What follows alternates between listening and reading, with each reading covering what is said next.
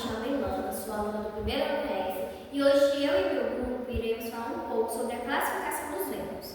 Meu grupo ele é representado por mim, Ilana Cavalcante, Rafael Henrique, Natália Caroline e Bárbara Fernandes. Nessa sessão abordaremos as diferentes classificações de verbos. A classificação é fundamental para entendermos um pouco sobre a estrutura e uso dos verbos na língua portuguesa. Cada tipo de verbo possui características únicas que influenciam sua conjugação e utilização. Agora vamos falar um pouco sobre os verbos regulares. Os verbos regulares eles seguem um padrão fixo de conjugação.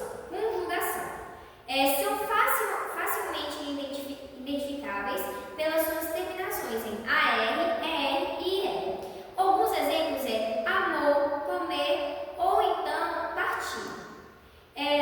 Além dos verbos regulares, temos também os verbos irregulares. Verbos irregulares, eles não seguem padrões comuns de conjugação, como os regulares. Eles possuem formas únicas que devem ser memorizadas, como por exemplo, ir, ter ou fazer. Fora eles dois, também temos os verbos anômalos, que são verbos anômalos. O que são verbos anômalos? São verbos que apresentam conjunções imprevisíveis. Não seguem uma regra igual dos regulares, nem dos irregulares. Por exemplo, poder, saber. Um pouco sobre os verbos anômalos. E temos também os verbos definitivos. Os verbos definitivos são verbos definitivos. Que são isso? Não são conjugados em todas as formas. Normalmente, faltam algumas conjugações devido ao seu significado. Exemplo, chover, que geralmente só aparece na terceira pessoa. Também temos os verbos abundantes, o que são os verbos abundantes? Eles têm mais de uma forma para o mesmo tempo. Essa forma são consideradas sinônimas. Sinônimas que são parecidas, né? E como exemplo, acelerar ou acertar. Também temos os verbos auxiliares. O que são verbos auxiliares? Verbos auxiliares, eles são usados para formar tempos compostos. São fundamentais para conjugar outros verbos, exemplo, ter ou haver. Também temos a locução verbal. A locução verbal ela consiste em construção com dois ou mais verbos. Esses verbos eles atuam junto para expressar uma comunicação, como por exemplo, estou fazendo e vou correr. Unipessoais. Verbos unipessoais. Verbos unipessoais só aparecem na terceira pessoa. São usados para descrever fenômenos naturais ou estado. Um exemplo nevar ou fazer frio. Prenominais. Verbos prenominais exigem pronomes reflexivos. Esses pronomes eles indicam que a ação recai sobre o sujeito, como por exemplo, levar-se ou lembrar-se. E agora o meu colega Rafael Henrique irá falar um pouco sobre a flexão dos verbos. Boa tarde, eu me chamo Rafael Henrique e vou falar um pouco sobre a flexão dos verbos. Aqui vamos entender como os verbos se flexionam. A flexão é a modificação que os verbos sofrem para indicar em distintos aspectos, como quem realiza a ação e em que quantidade. Essa compreensão é essencial para uma conjugação correta e precisa. Pessoa. A flexão de pessoa indica que quem realiza a ação do verbo. Existem três tipos de pessoa: primeira, segunda e terceira pessoa. Eu, tu e ele.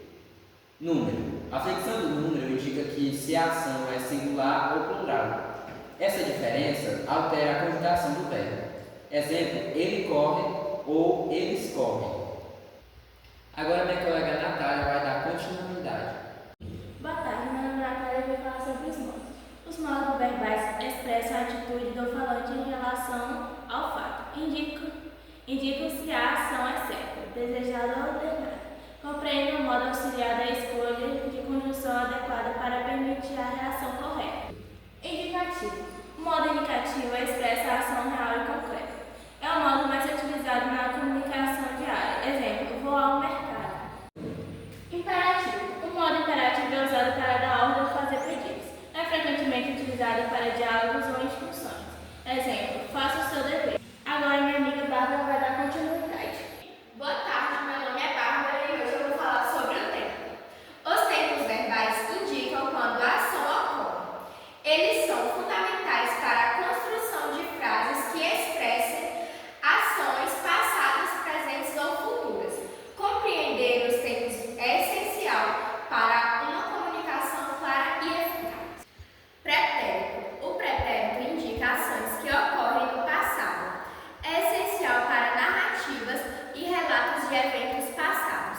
Exemplo: ontem fui ao cinema. Presente. O presente indica ações que ocorrem no momento atual. É comumente usado na conversação diária. Exemplos: eu estudo todo dia. Futuro. O futuro indica ações que acontecerão posteriormente. É usado para planejar ou prever eventos. Exemplo: amanhã eu viajarei.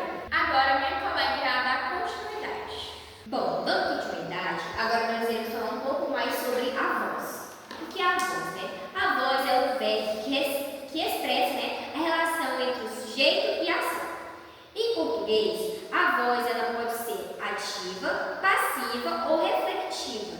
Cada uma delas tem um papel diferente na estrutura da frase, alterando o foco ou a ação, o foco da ação. A voz ativa. Na voz ativa, o sujeito ele realizará a ação do verbo. E a forma mais direta é simples de construção verbal. Exemplo: o gato come o peixe. A voz passiva. Na voz passiva, o sujeito sofre a ação do verbo.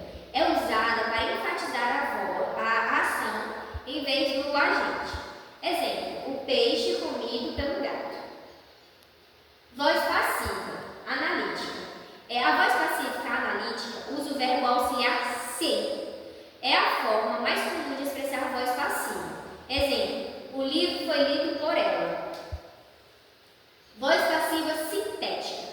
A voz passiva sintética, ela não usa o verbo auxiliar. O verbo é transformado em passivo diretamente.